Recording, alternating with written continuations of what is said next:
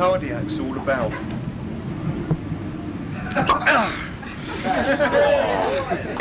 Yes, that's what we are. All about 5 foot. I should leave that fork on there.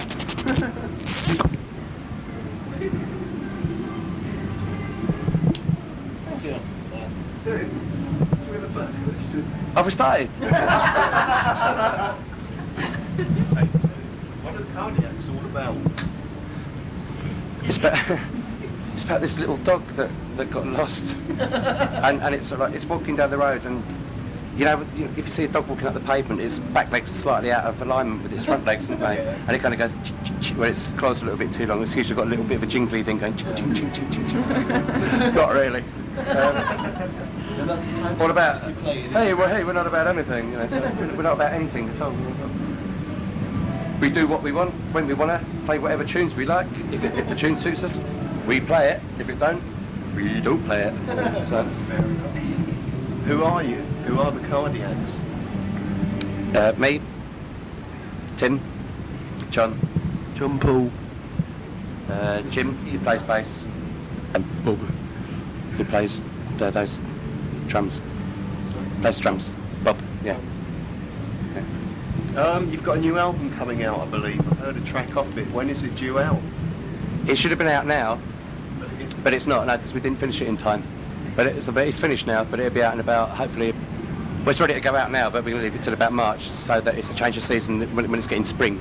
Because it's a bit summery, it's a bit of a summery album. You know, so a bit, yeah, around about March. What are your influences, and who have you listened to in the past to make music that you make?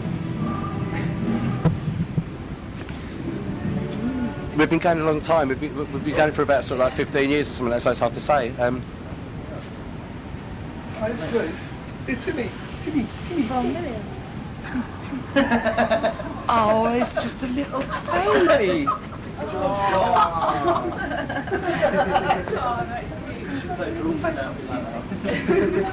You look lovely, John.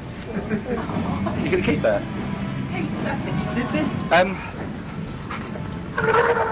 Anything. No, I don't like them actually. We keep getting compared to Van de Graaff generator, and I listen to them and I can't figure out the resemblance whatsoever. I don't even like them much really. I mean, like okay, they're all well and good and that kind of thing, but nah. Anything. Pop music we like. We like easy listening music. We like funny, heady, fucking druggy stuff. All sorts. I don't know. Specific bands. Do you like Blur? Yeah. I love Blur. I love Blur, yeah. Totally love it. Yeah, Blur are fucking brilliant.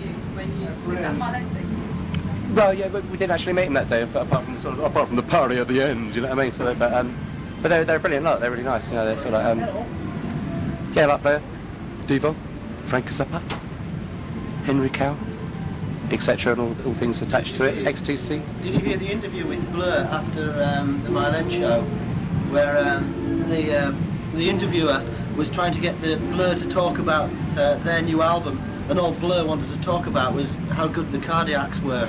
And I fucking wish I heard that actually. No, I didn't. Battle of wills between the Blur and the interviewer, because Blur wanted to talk about the Cardiacs, and the interviewer wanted to talk about Blur. What do you think to all of that? This well, systematic oppression. I didn't hear the interview, so I can't say. But yeah, if anyone wants to blow our trumpet, then fine, you know. So, but I heard it and I thought they were beautiful, especially Damon is my favourite. You Graham's the cutest one. Yeah, you just sort of bundle him up in a little package, and then put your hand and mouth over his nose, and until he can't breathe that much, and then you just sort of like, and just when just let him breathe for a bit, and cover it up again. Oh, you're not babysitting for Pippin, I'm telling you that. What's funny, I think? Oh, please. It's perfectly normal behaviour. The drummer's a bit of a ginge, though, isn't he? What's wrong with that? Well, that's this you. Can I ask you what RES stands for? It doesn't stand for anything. I'm afraid. Really off. Sorry, actually it does. It stands for Reese. Rice. It doesn't stand for toss. What does goose gash mean then? Goose gash. It means goose gash. You know, it's like. Right. What else could it mean? It's goose gash. Goose gash. It means that. If you put it into one word, it will mean that. You know. Is it a, It's like, what does pavement mean? it means Pavement. But is it a gash caused by a goose, or is it a gash in a goose? Oh, I see. All right. It doesn't matter. Who fucking cares? It doesn't matter. You know, so it means you've got nothing more to think about than wandering into later, doesn't it? Fair enough. What do you think of Britpop and the state of the music industry at the moment? Is it Britpop? Yeah. Britpop being the kind of all the new wavy stuff. I think it's smart, actually. I'm really into it because it's been done really good, isn't it? I mean, because Blur, yeah, Supergrass are great. Blur are fucking brilliant. Oasis are really pretty good. You know, I mean, they're all right. You know what I mean? Something, but it's one of these things. Like if I'd heard Oasis, for example, about sort of like 6 years ago rather than now, I would have gone, wow, this is brilliant, because it's always been like our favourite sort of stuff, isn't it? You know, and we've always been in anything that kind of goes, that kind of like. But then when it's all happening all the time, and you hear it in every jukebox, in every pub you go into, you hear it playing all the time, it kind of loses its edge a little bit, doesn't it? If you know, but that's only a personal sort of thing. But if you really get into it, it's really good, you know. But yeah. Well, 4 years ago, music, like indie music used to go, dun dun dun dun dun dun, I love you, which we didn't find as exciting as dun dun dun dun dun dun dun dun dun, which is sort of pretty sort of. On the Britpop thing, you got sort of like John's doing this band called Cooper, right? It's this stuff that John's writing for this other band called Cooper, and it's that sort of stuff, but pushed to an extreme, and it's fucking brilliant. It shits on any of the sort of like Britpop stuff that's going on there. It just like lays it flat because it's like really high energy, totally, but it's in that ilk, really, really fast and totally brilliant. But the tunes are fucking gorgeous, you know, really beautiful tunes. There's like really gorgeous stuff going on there, you know. It's not going to be called Cooper though. It's probably going to be called the Action Men or the Action Women, or the Action Women maybe. Well, but the Cooper, there's already a couple of bands called Cooper, so I might, yeah. The Action Cooper. The Action Cooper. Is that good? Cooper Men. Oh no!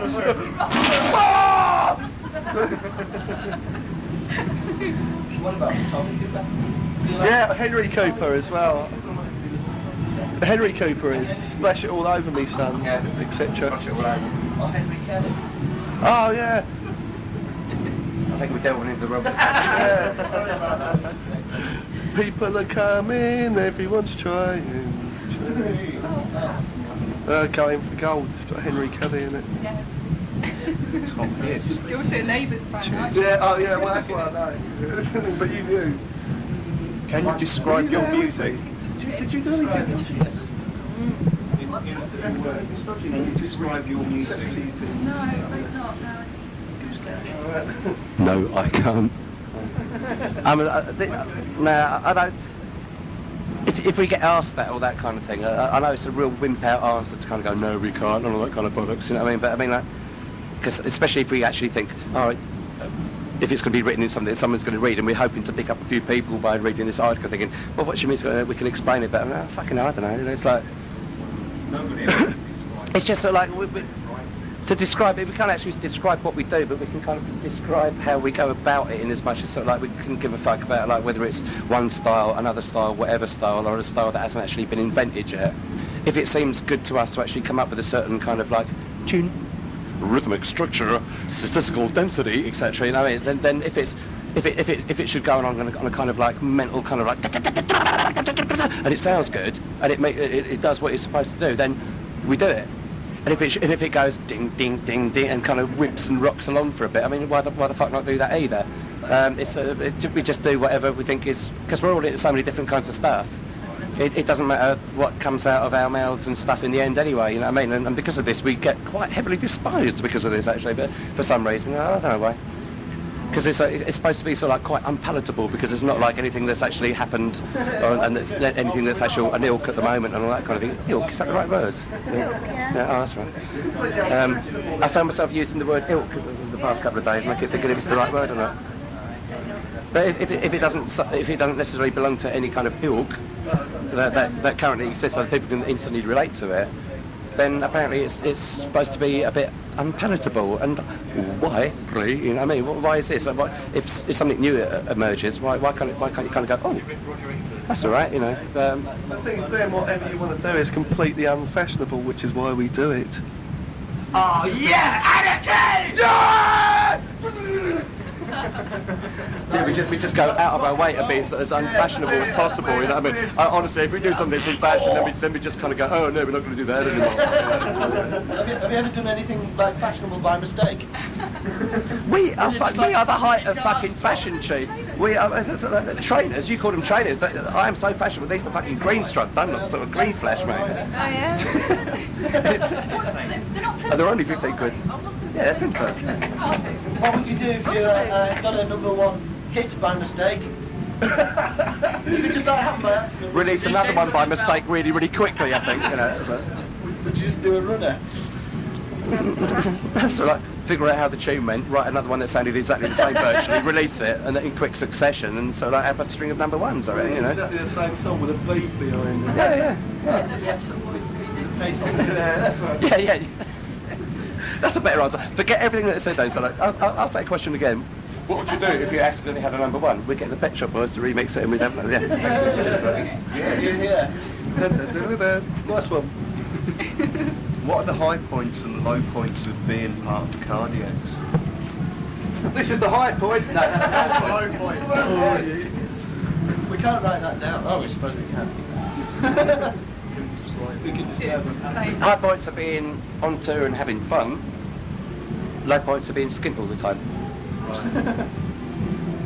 have to have a job as well as like another... No, he kind of eats up all our time doing this for some reason, and no, so we can't. And at the same time, we're not allowed to sign on the dole or anything like that because this thing's going. So it's a bit of a tricky situation we're constantly in. So that's what I mean. We constantly skint, and any money that we make goes straight back into putting out our own records, putting out our own, keeping our own stuff going, and all that kind of thing. So it's like a. But I'm trying to think of a high point actually. I think we said touring. Can you see Well, that is honestly it. The touring is the high point because that's the fun, isn't it? That's the holiday. That's holiday time for all of us. Was a high point. Actually being in the bath and hearing us on the radio was like really exciting, and that's the kind of thing that I'll never take for granted. Just hearing that come on, that's like really. I've only ever heard us on the radio that once when I went into a sweet shop though and it was playing. Really? But the thing is, there wasn't so much a high point. There was just a kind of I suddenly felt embarrassed and had to leave the sweet shop sort of thing. As if the bloke would know, you know what I mean? For fuck's sake, you know. So, and I didn't buy what I wanted anyway. I got refreshers and I wanted a topic. It's not that I listen to it. Oh yeah. I only switched it on for a minute. I'll tell you something. Star bars have got peanut butter in them. Yeah.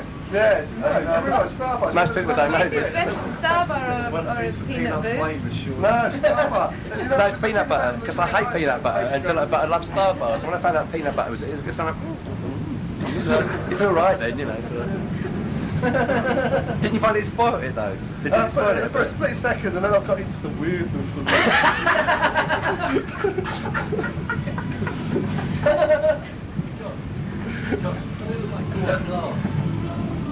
Well, that. It's about the same colour as his. Oh, him, but I don't even know who he is. looks like Mick Pugh to me, actually, a little bit. It's a twist. No, I don't know anything like Mick Pugh. Like Yeah, a little bit. It's just someone we know that you look a little bit like. Oh, all right then. You know, Big Pew. Yeah. 60 million people in the country.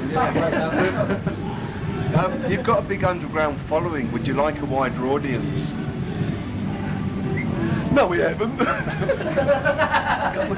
You've got a big underground following. Would you like a wider audience? Yeah. Yes. Yes. Well, of course I would. I mean, if we had a bigger audience, then we might sell a few records and not be skint all the time, for example, sort of thing. But I mean, But there's also something sort of like a bit sort of like cliquey that's kind of nice about us. We think, oh, we've got a big underground following. That kind of makes you think, oh, we've got an underground following. But when it comes down to the real nitty gritty, it just means you haven't got a very big following at all. So if you haven't got a very big following, it's underground. You know what I mean? I think the underground term has just sort of been invented to sort of like make sort of like little bands feel a little bit better. You know what I mean? It means second best. Yeah, it means local people like you, basically. You know what I mean? If you're underground. But at least it is your following. I mean, you've earned that following through what you do, not through what other people say about you. You've earned that sort of. Oh, we've earned it the hard way just by doing loads of gigs and sieving out sort of like 95% of the people at a gig will hate it and 5% might. So the next gig, that 5% just might come along to the next one, or might tell their friends. So it's kind of, yeah. But I just spoke to is that what underground means? Fucking hell. That's what's good about doing this sort of thing now.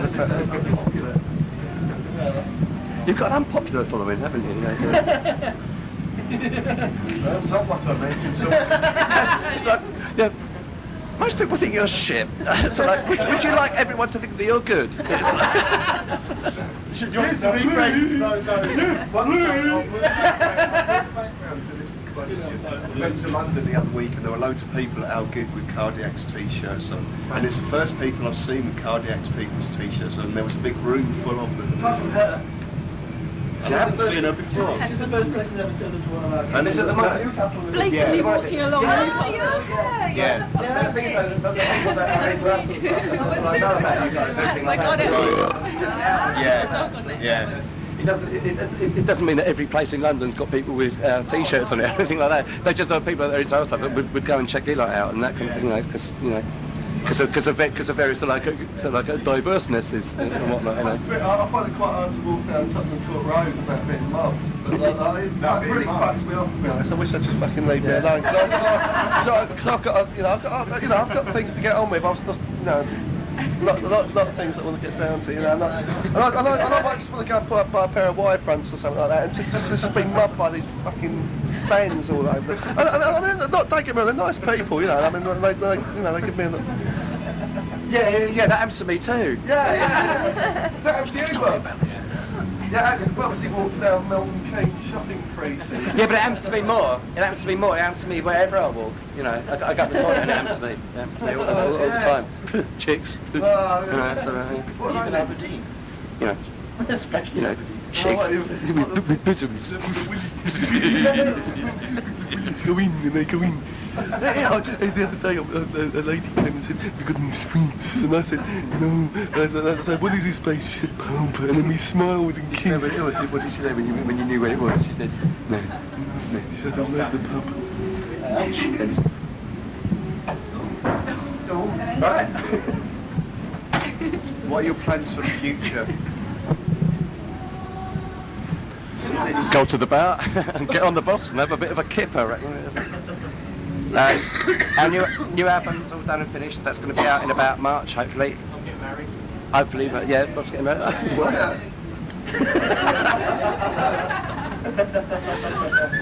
Yeah, album out in March. And then we do our own tour with that album coming out, and it's a double album.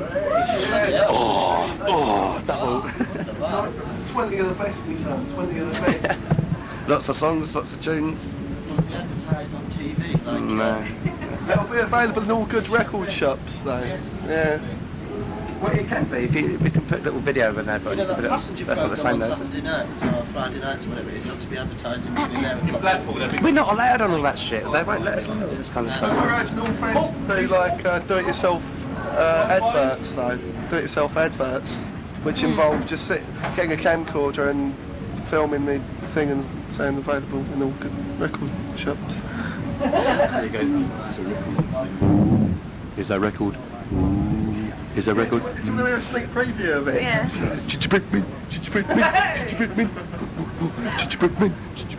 Here's our record. I like it already. Yes, that's the first. The opening track on it is called Gingerbread Man. Carver's, he's worth talking to. He's interesting. You want to talk to him for this interview? Carver's a new guitar roadie, and he's got a song to sing you. No, if you sing a harmony with it. Yeah, then. Come back. One, two, three, four. Shall we ever see the sun again? Shall we ever have Yeah, okay, that's it. That's Carver's there. Is it local? Is it I don't know, it's my friend, he's meeting one of his mates down there, so I don't know All right. what it is. What is that? I don't know what it's called. It's Tony's going to meet Ken.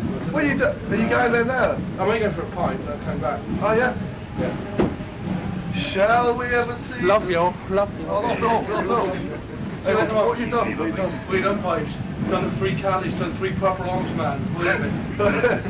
he's got an action man called Paul, and he likes eggs. He goes, I like eggs, eggs, I like eggs, like that. And then like, his action man was called Paul, and his mate's action man was called Steve, and they used to have fights. And Steve always beat Paul, so one day Carver's like a smart little kid he is, like picked up Steve and chucked him at the wall with his arm broke off. He got to loads of trouble and they buried him, and that was the end. Really sad. The one that buried was that the one that went, I like eggs, I like eggs. That, or was that the one that won? That was Carver's one. The one Oh, right. He used to beat him up. He used to beat the one who liked eggs up. You know, all he did was like eggs. It wasn't exactly hard or anything, you know. No, that's Oh, yeah. And all of a sudden it's like, don't bury me! No! No! Do it to him! Do it to him! But it wasn't Paul. No, it wasn't Paul, no, it was Steve. But if you'd buried Paul, he would have gone, no! What's the next question? Well, there isn't one actually. I'll have to make one up. You know, the song Up in Annie's Room on the C-Nymphs album. What's the backwards music that runs through it? Sounds like you got a dodgy cassette. Backwards stuff. On Annie's Room. Sounds like these sort of like stretched out sounds of violins, like they go backwards. Oh no, it's just a weird kind of string arrangement. It's just also like, it's just a kind of a weird arrangement. It's all like it's just got tons of reverb on it.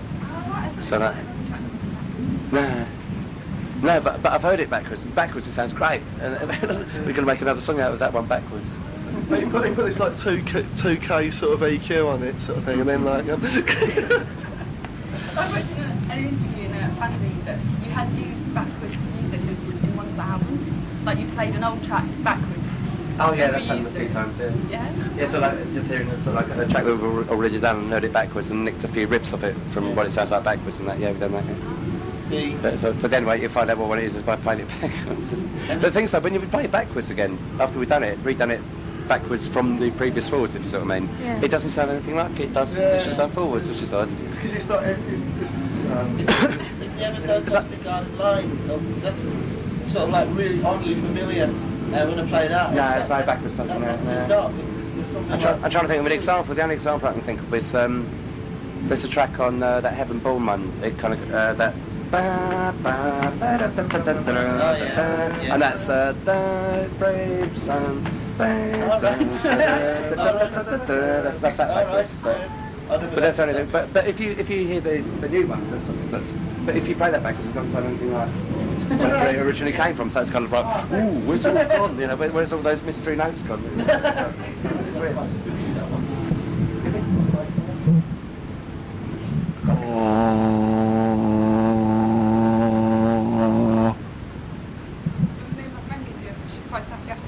Do you know where it is? No, I don't know where it is. It's a tomato, isn't it? It's the first noise you hear on our new album, mate. What is it? I thought it was a tomato. All right. Oh, we called it Tom. Tom the apple. That's it's nice, isn't it? Yeah. No, the first thing you hear on the new album is like glum glum glum glum. It's that. Just goes to say It's a brilliant noise. For all the people at home, it's completely worth writing to Jimmy Savile when you find out that things like that can happen. Like, it's brilliant. Because it's such a brilliant noise. Because if you hold it in front, because it's like really, it's really warm. It's a really plastic thing, but you kind of go. It's like. It changes so much as well. Because I've been waiting for an opportunity to use it for ages on something. It's like there, you know. Because this first track of this album, it kind of gets all a bit quiet at the beginning and that kind of thing. But this is kind of like glum glum glum glum glum. It's like there it goes. It's right. Yeah, and all of a sudden it's like all this sort of noise comes out of it. It's fucking great. Yeah. And then it goes. Yeah, then it goes. Then it goes. And then there's a great bit that goes.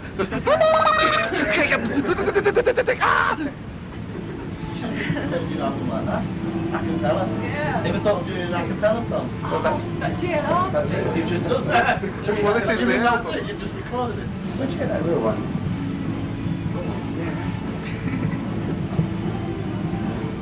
I heard that GLR session. Oh, yeah. It's like acoustics, cardiacs unplugged. Like my friend just sent me the sex. Yeah. And it was really, I like the way like you're whistling the keyboard bit. Well, we never rehearsed that. We just sort of did it straight off, sort of thing. That's what. But it's It was great. it was really funny. It was because it was in the middle of the tour and we were really fucked and tired, sort of thing. But it's good. Good fun. But I specifically, I particularly liked the way that Janice Long says the word punk, because it's a really funny word. Anyway, punk is like a really funny word. But the way she said punk, P-U-N. but it says that she spelled it P-U-N-G-K. Punk. To really listen to that.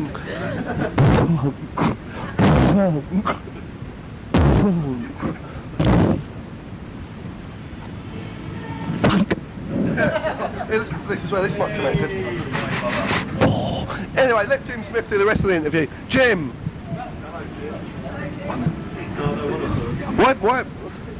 What was the first song? Tell me about the lyrics that you wrote for a cardiac song called Trademark. No. Tell me. No. Repeat them to me. No. Tell me. No. Jim Smith wrote the words to Trade. What are you going to do with that?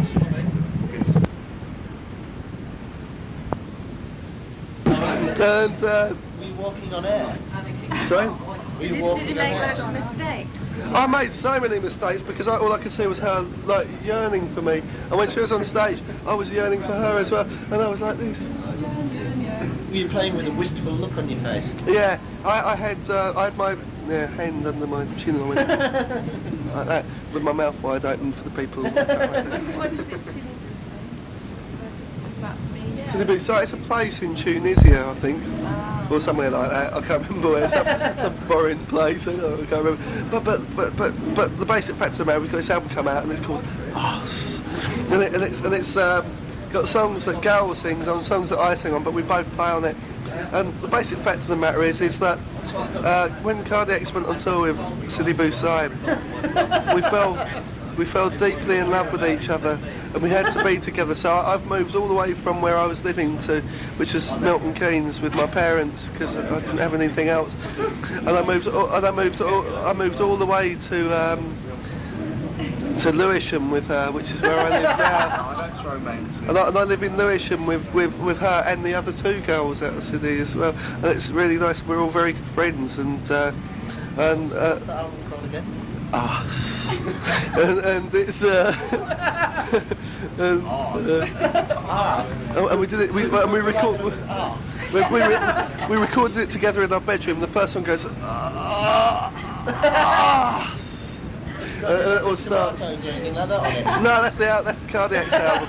That's really weird you brought that up, because I didn't realise that was you that gave that to him. That is on the first track of the Cardiacs album. But anyway, What about you tonight? back to Gal. Anyway, Gal, if you're out there, I love you more than life itself, and I want to spend the rest of my life with you. And what else do I want to say? I'll probably be with you when I'm 90, which is what you said to me on the phone when you rang me up from Germany, because they're on tour at the moment as well. They're on tour in Europe, so I can't even ring her up or anything like that. But you are my favouriteest person in the world. Kiss, kiss. Rabbity. It's the 4th of November, 1995. It's Newcastle. It's John Paul in the dressing room. Yeah, and can I just request that when you get back from tour, you put on those little bunny rabbit knickers and little ankle socks, and you hold that whip in your hand for me, because that was good that last night I saw you. With a whip. Yeah. It was lovely. I'm eating a little fluffy cake at the moment. A nice girl with a fluffy pink. What do you call it? A cardigan. A cardigan. This sounds a bit like the band I'm in. Cardigan. She's got a fluffy pink cardigan. It'll go well with those fluffy birdie thingies that you wear. And I'm eating this. It's a pink cake, and I'm eating this. When I'm in the City Beside t-shirt, I love you. I think you're fucking beautiful. I think you're the most gorgeous fucking thing I've ever seen in my life. And the thing I like most about you is the enormous size of your jugs. And on that note, good night. Jugs. Yeah, we're going to be in a band together called Cooper or called something. But yeah, but I've got another band as well called Catherine in the Cupboard. And so hello, Yvette.